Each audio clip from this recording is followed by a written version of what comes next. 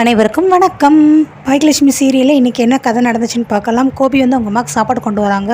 மத்தியானம் கொண்டு வர்றதுனால எல்லாமே பிளேட்டில் வச்சுட்டு, அம்மா இங்கே பாருங்கள் ஸ்பூனோடு கொண்டு வந்திருக்கீங்க சாப்பிடுங்க அப்படிங்கிறாங்க. அவங்க அம்மா சாப்பிட்றாங்க. நல்லா இருக்காம்மா, சூப்பராக இருக்காம்மா, நீங்கள் சாப்பிடுங்க, இன்னும் கொஞ்சம் சாதம் இருக்குது சாப்பிட்றீங்களா? வேண்டாம்ப்பா போதும் கோபி, நான் போதும் அப்படிங்கிறாங்க. சரி வச்சுட்டு தண்ணி எடுக்கிறாங்க. இருங்கம்மா நான் எடுத்து தரேன் அப்படின்னு சொல்லிட்டு தண்ணி எடுத்து கொடுக்குறாரு. தண்ணியெல்லாம் குடிச்சு முடிச்சதுக்கப்புறம் கொடுங்க நான் போய் பிளேட்டை வச்சுட்டு வந்துடுறேன் அப்படின்ட்டு அவர் பிளேட்டை கொண்டுட்டு போகிறாரு. இந்தாங்கம்மா மாத்திரைலாம் எடுத்து போடுங்க அப்படிங்கிறாங்க. அதையும் போடுறாரு. அம்மா நீங்கள் தூங்கிட்டு நல்லா ரெஸ்ட் எடுங்க, ஈவினிங் உங்களுக்கு பிடிச்ச காஃபி கொண்டுட்டு வரேன், அதுவும் ஃபில்டர் காஃபி கொண்டுட்டு வரேன் அப்படின்னு சொல்லி கோபி சொல்கிறாரு. சரிப்பா அப்படிங்கிறாங்க. ராதிகா அவங்க கோபி நடக்கிறதெல்லாம் பார்த்துட்டு அதுக்கடுத்து வெளியில் போய் உட்காந்துறாங்க. ஆனால் அவங்க அம்மா உட்காந்து கேட்குறாங்க, என்ன போய் நல்லா மூக்கறுபட்டு வந்தியா அப்படிங்கிறாங்க. கோபி எதுக்கும் உன் மேலே கோவப்படுறாரு பார்த்தியா, இப்படிலாம் இதுங்கிறாரு நடந்துக்கிட்டாருன்னு பார்த்தியானே. நான் என்ன பண்ணிட்டேம்மா, நான் ஏன் மேலே எதுக்கு அவர் கோவப்படுறாருன்னு. இவர் மாப்பிள்ளை இப்போ ரொம்ப மாறிட்டார், அவங்க அம்மா அப்படியே ரொம்ப மாற்றிட்டாங்க. சரியா, இப்படியே போனால் நல்லதில்லை பாரு. அவங்க அம்மா தும்புருக்குன்னு இப்போ எடுத்து கிடக்காங்க, அவங்களுக்கு போய் சாப்பாடில் பிளேட்டெல்லாம் வச்சு ஊட்டி விட்டுட்டுருக்காரு. ஆனால் நீ கர்ப்பமாக இருக்க, கன்சீவாக இருக்க, உன்னை எதாவது கண்டுக்கிட்டாரா, அட்லீஸ்ட் சாப்பிட்டியா அப்படிங்கிற மாதிரி ஏதாவது ஒன்று கேட்டுக்கிட்டாரா அப்படிங்கிறாங்க. இதெல்லாம் கேட்டு ராதிகாவுக்கு என்ன செய்யனே தெரியல. அப்படியே திருத்தரம் முடிச்சுட்டு இருக்காங்க. அடுத்து அந்த இடத்த விட்டு காலி பண்ணுறாங்க.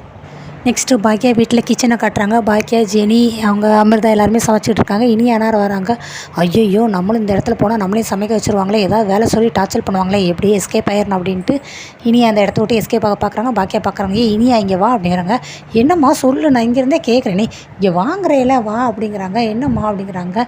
நான் ஹோட்டல்லேருந்து ரொம்ப லேட்டாக வந்துட்டேன், ரெஸ்டாரண்ட்லேருந்து, ஸோ அதனால தான் ஆளாளுக்கு வேலை பார்த்துட்ருக்காங்க. நீ அமிர்தாவுக்கு சப்பாத்தி படம் ஹெல்ப் பண்ணு அப்படிங்கிறாங்க. அம்மா நான் சின்ன பொண்ணுமா, என்ன போய் சமைக்க சொல்கிறியேம்மா அப்படிங்கிறாங்க. அதெல்லாம் நீ ஸ்கூல் படிக்கும்போது தான் சின்ன பொண்ணு, இப்போ நீ காலேஜ் படிக்கிற, சின்ன சின்ன சமையல் வேலைலாம் கற்றுக்கலாம். சரியா, இன்றைக்கி ஒரு நாள் தான் நான் சொல்கிறேன், என்னமோ டெய்லியும் உன்னை டார்ச்சர் பண்ணுற மாதிரி அப்படிங்கிறாங்க. ஜெனியும் அதானே அப்படிங்கிறாங்க. அமிர்தா வந்துட்டு இருக்கட்டும் பரவாயில்ல நானே பார்த்துக்கிறேன்னு. இருக்கட்டும் அமிர்தா சும்மா இரு, அவன் வந்து ஹெல்ப் பண்ணுவான் உனக்கு அப்படின்னு சொல்லி பண்ணிகிட்டு இருக்காங்க. தாத்தா வராங்க. நேரம் வந்து தாத்தா வந்து என்னம்மா சமையல் செஞ்சுட்ருக்கீங்களா அப்படின்னு கேட்குவோம். என்னம்மா பசிக்குதா, வந்து இப்போ ரெடி ஆயிருமாம்மா, ஒரு ½ ரெடி பண்ணிடுவோம் அப்படிங்கிறாங்க. இல்லைம்மா பசிக்கலாம் இல்லைம்மா, மனசு தான் சரியில்லை அப்படிங்கிறாங்க. என்னம்மா என்ன சொல்கிறீங்க, மனசுக்கு என்னாச்சு அப்படிங்கிறாங்க. இல்லை நான் நம்ம ஈஸ்வரிக்கு ஃபோன் போட்டேன், அவள் சரியாகவே பேச மாட்டேங்கிற, குரலே ஒரு மாதிரியாக இருக்குது, அதான் அவளை பார்க்கணும் போல் தோணுது, அந்த வீட்டு போயிட்டு வரலாமான்னு நினைக்கிறேனே. பாட்டியை பார்க்கணுன்னா போய் பார்த்துட்டு வர வேண்டியதானே தாத்தா அப்படிங்கிறாங்க. இல்லைம்மா தனியாக போகிறதுக்கு ஒரு மாதிரியாக இருக்குது, இனியா நீ வர்றியா அப்படிங்கிறாங்க. நானாக வரல, அங்கே மையோட பாட்டி இருப்பாங்க அப்படிங்கிறாங்க.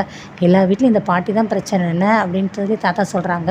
அடுத்து வந்து அமிர்தாவை கேட்குறாங்க. அமிர்தா பார்த்துட்டு நானா இல்லை தாத்தா நான் வரல அப்படிங்கிறாங்க. ஜெனி ஆட்டோமேட்டிக்காகவே நான் வரலாம் தாத்தா, எனக்கும் பாட்டியை பார்க்கணும் போல தான் இருக்குது, ஆனால் பட் நான் வரல வேண்டாம் அப்படின்னு சொல்லி சொல்கிறாங்க. சரி விடுங்கம்மா பரவாயில்ல, நாளைக்கு தான் காலையில் வாக்கிங் வருவாள், நான் அங்கே வச்சு பார்த்துக்கிறேன் அப்படிங்கிறாங்க.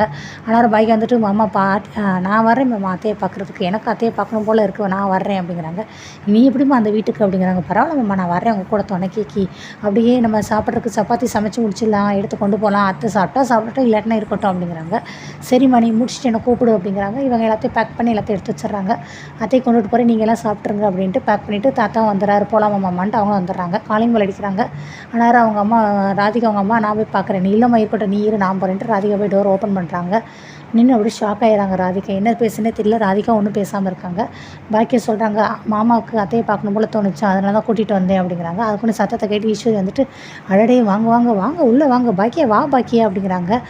இருக்கட்டும் அத்தை அப்படிங்கிற தாத்தா உடனே சிக்கணும். எப்படி இருக்குது ஈஸ்வரி, நல்லா இருக்கியா, உடம்புக்கு இப்போ பரவாயில்லையா அப்படிங்கிறாங்க.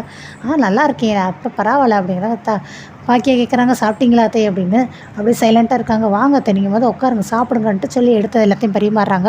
உனக்கு எதுக்கு பாக்கியா சிரமம், நீ இதில் என்னத்தை சிரமம் இருக்காலும் ஒன்றும் இல்லை, நீங்கள் உட்காருங்க சாப்பிடுங்கன்ட்டு எல்லாத்தையும் பரிமாறுறாங்க.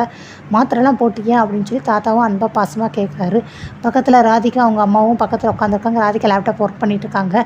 இதுக்கு எதுக்கு இங்கே வந்துச்சு, இது என்ன வீடா மடமா, ஆளாளுக்கு யாரோ வர்றது, இவ்வளோ இதுக்கு இங்கே வர்றா, உங்கள் அப்பா மாமியாரும் பாரு பாக்கியா வே அப்படின்னு சொல்லி கூப்பிட்டுருக்கு. எனக்கே ஒரு நாள் உன்னை பாசமாக ஏதாவது ஒன்று பேசியிருக்கேன் அவங்ககிட்டக்க, இப்போ மட்டும் பாரு எப்படி பேசுது அப்படின்னு அவங்களும் அவங்க அம்மாட்ட ஏற்றி விட்டுக்கிட்டு இருக்காங்க. ஈஸ்வரி பாடி சாப்பிட்டுட்டு இருக்காங்க. கரெக்டாக கோபியும் உள்ளே வர்றாரு. உள்ளே வந்துட்டு ஹாய் ராதிகா அப்படிங்கிறாரு. அப்படியே ராதிகா கோவத்தோடு இருக்காங்க. என்ன இவ்வளோ கோவமாக இருக்கும் அப்படின்னு மைண்ட் வயசில் அவர் பேசிக்கிட்டு அதுக்கடுத்து பார்க்குறாரு. ஆனால் தாத்தா சத்தம் கேட்குது. நல்லா சாப்பிடு பாரு, சாப்பிடாம கண்ணெல்லாம் உள்ளே போயிருக்கு, ஆள்லாம் மெலிஞ்சு போயிட்டேன், நல்லா சாப்பிடு அப்படின்னு தாத்தா சத்தம் பேசுகிறத கேட்டுகிட்டே இருக்குது. அவர் கோபி திருத்தன்னு முடிச்சுட்டு அப்பா அப்போ வந்திருக்காங்களா அப்படின்ட்டு அப்புறம் பின்னாடி திரும்பி பார்க்குறாரு. அப்பா இருக்காங்க.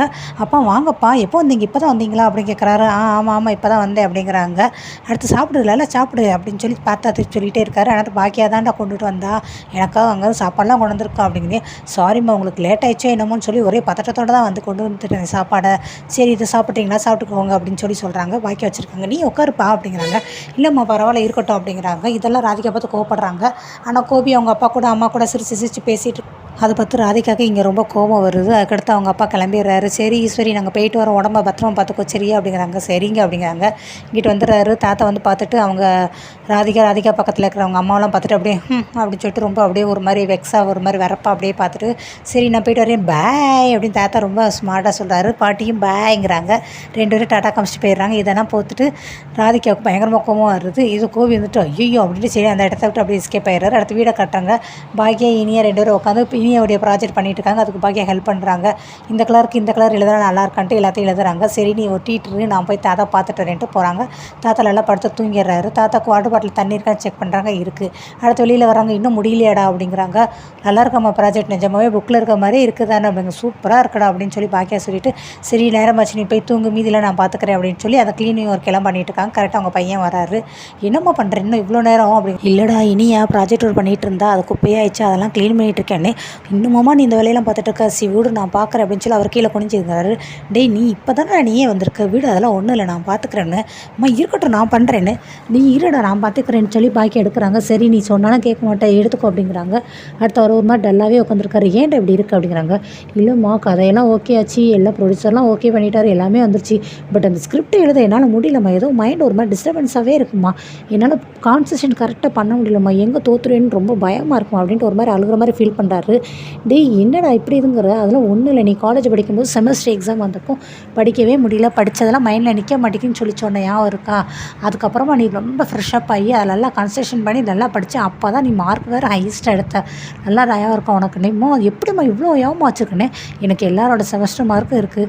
அது மாதிரி தான் இந்த பெரிய பெரிய ஆட்களுக்கெல்லாம் வரும்னு சொல்லுவாங்க ஒரு மாதிரி பிளாக்கும்பாங்க. அது வேர்டு என்ன வேர்டு அப்படிம்பாங்க மைண்ட் பிளாக்கா அப்படின்னா அதுதான் உனக்கு ஏற்பட்டிருக்கு.